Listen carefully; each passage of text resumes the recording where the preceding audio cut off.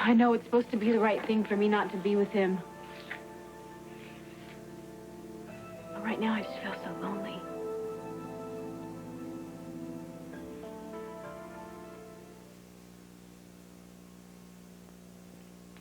We can't have you running around with a broken heart, now can we? It's really bad for my corporate image. Not to mention what it does to your complexion, so... Okay, here we go. Bad things about Sonny. Oh, Brenda, this is hard. Because I really like him, you know, and he did save my life. But he had to shoot Joe Scully in the process, which was not a pleasant thing to watch. Of course, it wouldn't have been very pleasant if I was deep-sixed in the process myself, now would it? I like Sonny and I enjoy him because he's a don't-fence-me-in kind of guy, but, you know what? I would never, ever feel safe with him. I mean, if I was in love with him, because he is much, much too intense. Go on. Okay, what about Puerto Rico? Remember that day on the beach? It was lit up like the 4th of July, only it was not fun. There were people getting shot, and everybody was running around scared. Personally, it scared the pants off me. Right, that was bad. Right, and who was doing the shooting? Sonny's business associates, right? Yeah, that's right. Go on. Okay, how about all the hits that Luke's club took, and even Sonny's place? I mean, if that's not enough... And Brenda, the fact is he called it quits, you know? Onward and upward. It's done. So you have to put the past behind you, and you have to look to the future, whatever that means to you. So, what does that mean to you? Friends. Friends. I have good friends that I can trust. I have Lois and Ned. I have you. I have Miguel. He's been so supportive and so sweet. Okay. He's a great guy. This is good. Happy thoughts, happy people. Right. This is good. This is helping me. Oh, I just have one question. Shoot. Why isn't Miguel the kind of guy I can fall head over heels in love with? I mean, why do I always have to make life so difficult? Because it's a lot more fun that way.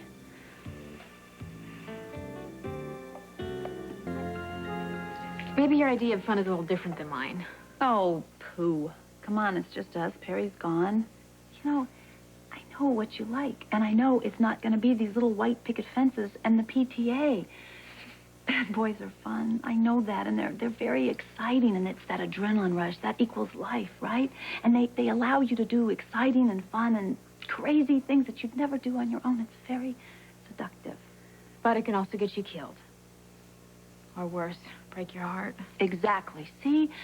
Brenda, I'm sorry, because I do know exactly what you're going through, because I've had it happen to me too many times to really account for, and I don't think you want me to explain all those. No, you've told me about it before. Right, so I'm not going to repeat myself, but Perry is taking forever. Okay, so remember I told you about Kevin O'Connor? He was this murdering psychopath kind of guy, and, well, he did change my life, but he also nearly ended it. Did I learn from that, though? No, I didn't. Remember I told you about his sweet little brother Patrick doesn't count, and, well, Jake doesn't count because, well, he was sort of this great upstanding citizen, but he was married to... No, he's no good. Tony's no good. Bad example. Victor Jerome. He was in the mob. In fact, he was a regular card-carrying kingpin. He probably knew Lily's father. Don't you see? He died this horrible death, and it could have been me. That's what happens when you get involved with the mob. Alan, you know, he may be this great, respected doctor now, but he was kind of wild and kinky in his time. Scott. Now, he is a prime example. See, I thought when I found him that he was my soulmate. We did everything together. It was like we were one person. We would scheme and plot, and I realize now I thought I was in love with him, but it's better if he's just a fond memory for me, because all we were when we were together was major trouble. All that's happened is that now, in retrospect, I realized that all those men were just disasters for me. Do you see what I'm saying? Finally, after all these years, I've learned I can spot trouble before it spots me. And that's what you're doing. You did it instinctively with Sonny. You knew he was trouble, and you've let him out of your life. You have to give yourself credit for that. because I really believe that in the end it's going to be better for you. Tell me something.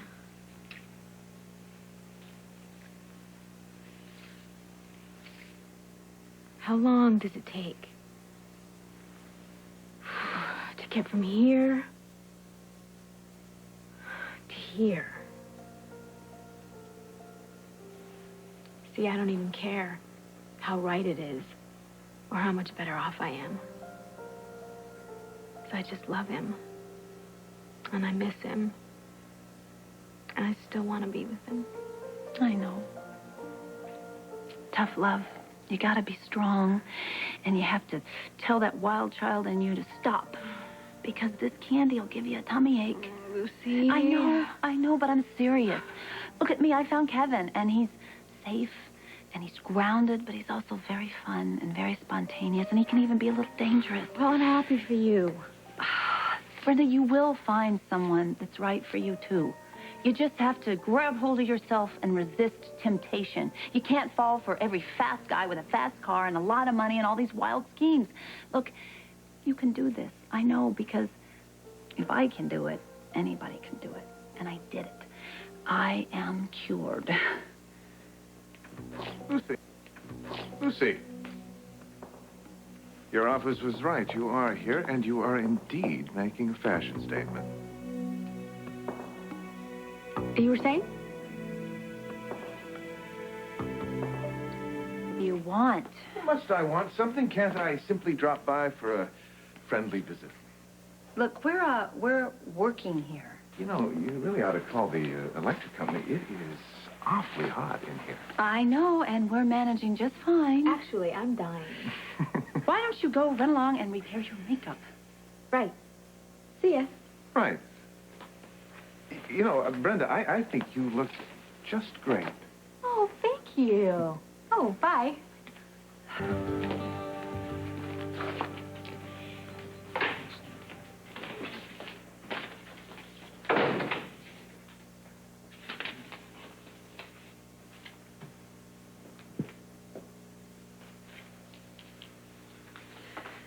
Hello, Sonny.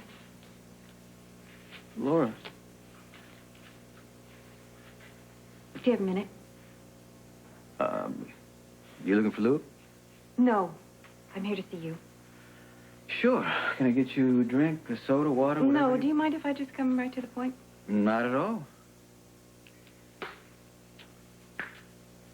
I, went to see Ned Ashton, and I asked him to let me hear the tape of your conversation with Harry. And I bet he fell all over himself, hitting the play button. He cooperated. Well, you know, this tape has been blown way out of proportion, and I don't know why. Please don't insult my intelligence by telling me that I didn't hear what I heard. I would never do that. Good. As you know, my husband and I disagree as to whether or not, your business associations pose any kind of a threat to my family. They don't. I don't agree. The way I see it, your associations have affected us most emphatically.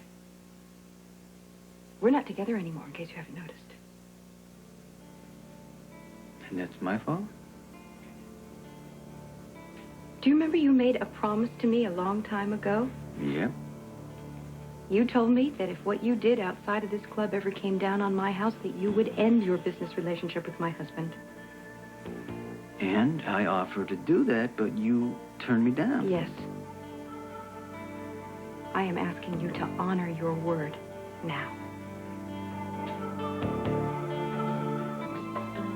You're very direct, Laura. I've always admired that about you. Saves time. Then I guess you won't mind if I return a favor. Please do. Nothing I am involved in poses any danger for you or any member of your family. That is the honest-to-God truth. Now, the only reason this is causing any trouble at all is because you're allowing it to. So, in other words, I have hysterically perhaps conjured up a scenario that has no basis in fact. If my read is clear, and this is about how my activities directly affect you, my answer is a cautious yes. As far as the hysterical part, you're not the type. I'm not the stupid type either, Sonny. And I'm not naive about the mob. I cut my teeth on it. I know what I heard on the tape. You were currying favor with a mobster who nearly killed my husband. I was ensuring the peace for everybody's sake. Peace is a fluid concept to a man like Rivera. I won't take the chance with my children's lives. Believe it or not, Laura, there is honor among thieves. The slaughter of innocent children is neither encouraged nor accepted as a reasonable way to behave.